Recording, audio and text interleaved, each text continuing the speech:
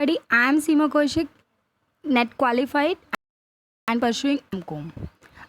आज का हमारा जो टॉपिक है, देखो हमने कल किया था scope and sources of finance, lease financing and cost of capital. आज हम करने जा रहे हैं कैपिटल स्ट्रक्चर। कैपिटल स्ट्रक्चर को समझने से पहले आप एक बार थोड़ा सा समझिए। देखो फॉर एग्जांपल ये हमारा कैपिटल स्ट्रक्चर है, राइट। कैपिटल स्ट्रक्चर के अंदर बेसिकली क्या होता है कि सबसे पहले आप ये बताइए मुझे, हमने कल 3 तरह के डिसीज़न पढ़े थे, राइट। जिसके अंदर हमने कहा था कि सबसे पहले होता है हमारा फाइनेंसिंग डिसीज़न, फिर होता है investment decision and after that dividend decision. ये 3 टाइप के डिसीज़न किसको लेने होते हैं? हमारे फाइनेंशियल मैनेजर को।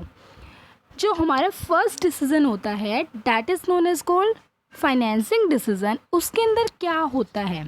उसके अंदर एक जो फाइनेंशियल मैनेजर होता है उसको ये प्लानिंग करनी होती है कि वो किस तरीके से कौन कौन से उसके सामने सोर्सेस अवेलेबल हैं कि वो वहाँ से पैसा इकट्ठा करके और अपनी कैपिटल को बढ़ा ले एक तरीके से, ठीक है, अपने बिजनेस को चलाने के लिए।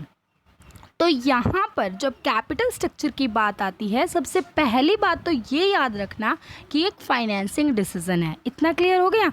कौन सा डिसीज़न है ये? फाइनेंसिंग डिसीज़न है।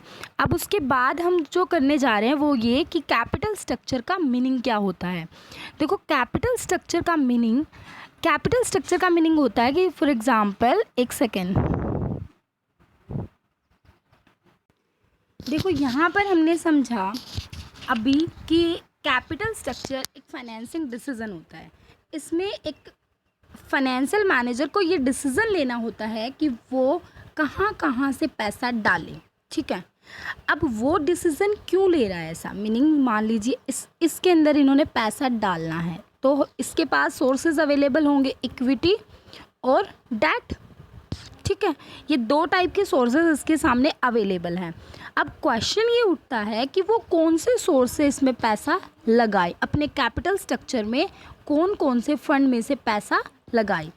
उसके सामने ये क्वेश्चन तो आ गया, लेकिन वो किस बात पर डिसीज़न लेता है वो होता है उसके 2 बेस। एक तो वो ये सोचता है कि जहाँ से मैं पैसा लगाऊं मेरी अर्निंग बहुत ज़्यादा है, ठीक है। सेकंड वो ये सोचता है कि उसकी कॉस्ट ऑफ कैपिटल जो हमने पहले वाला चैप्टर किया था वो कम से कम आए।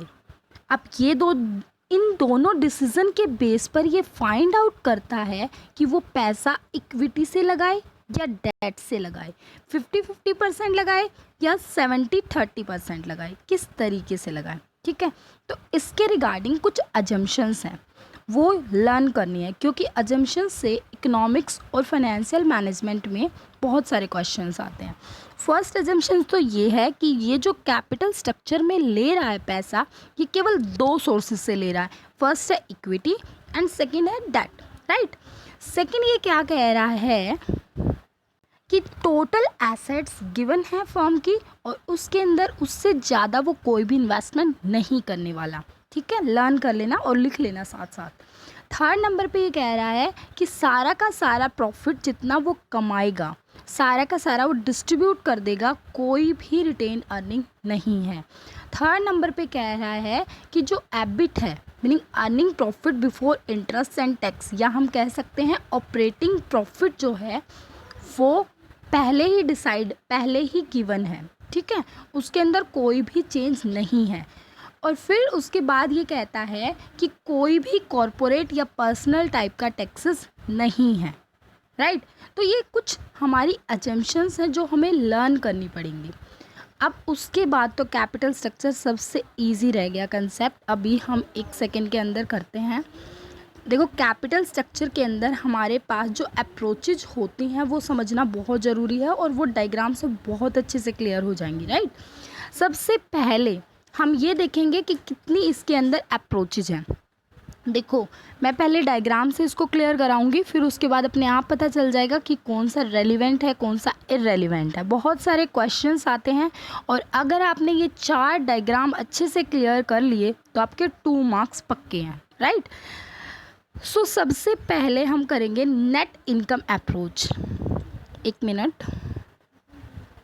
सबसे पहले हम क्या करेंगे? Net income approach.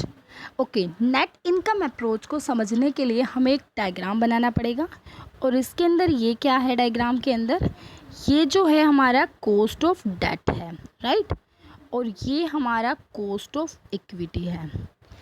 Net income approach क्या बोलती है, ध्यान से सुनना। नेट इनकम अप्रोच कहती है कि cost of debt meaning debt का पोर्शन जैसे जैसे आप बढ़ाते जाते हो एक फर्म में या फिर एक कैपिटल स्ट्रक्चर में, तो जैसे जैसे डेट का पोर्शन बढ़ता है आपकी cost of equity remain constant रहती है। ठीक है, कॉस्ट ऑफ इक्विटी नहीं बढ़ती, मीनिंग जो इक्विटी शेयर होल्डर्स हैं वो बिल्कुल भी नहीं बढ़ते, राइट। और अगर वो नहीं बढ़ते तो कॉस्ट ऑफ डेट की वजह से, कॉस्ट ऑफ डेट डाला उसकी वजह से, क्योंकि डेट के अंदर हमें एक बात का पता है कि उसके अंदर जो इंटरेस्ट है उसकी पहले पेमेंट हो जाती है और उसके ऊपर टैक्स बाद में लगता है। इस वजह से वो बेनिफिट होने की वजह से हमारी ओवरऑल कॉस्ट ऑफ कैपिटल जो है वो डिक्रीज़ होना शुरू हो जाती है।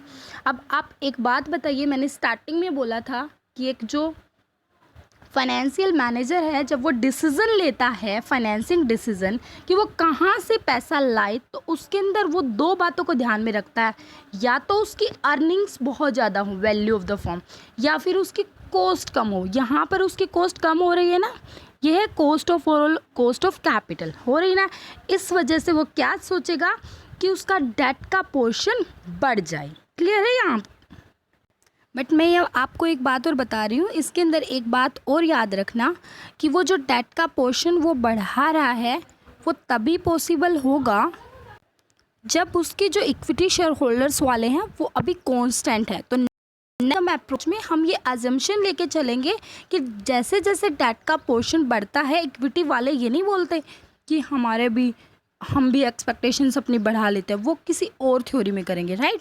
अभी हमने इतना ही पढ़ना है कि नेट इनकम अप्रोच के अंदर डेट के पोर्शन के बढ़ने की वजह से जो इंटरेस्ट का बेनिफिट होता है कि इंटरेस्ट पहले डिडक्ट हो जाता है, टैक्स बाद में लगता है, उस वजह से, और इक्विटी वाले अपनी जगह से नहीं हिलते, इस वजह से हमारी overall cost of capital decrease होना शुरू हो जाती है। इसीलिए नेट इनकम अप्रोच एक रेलिवेंट मॉडल है, right. Clear? Thank you so much, और मेरे चैनल को सब्सक्राइब ज़रूर कर देना। Bye bye.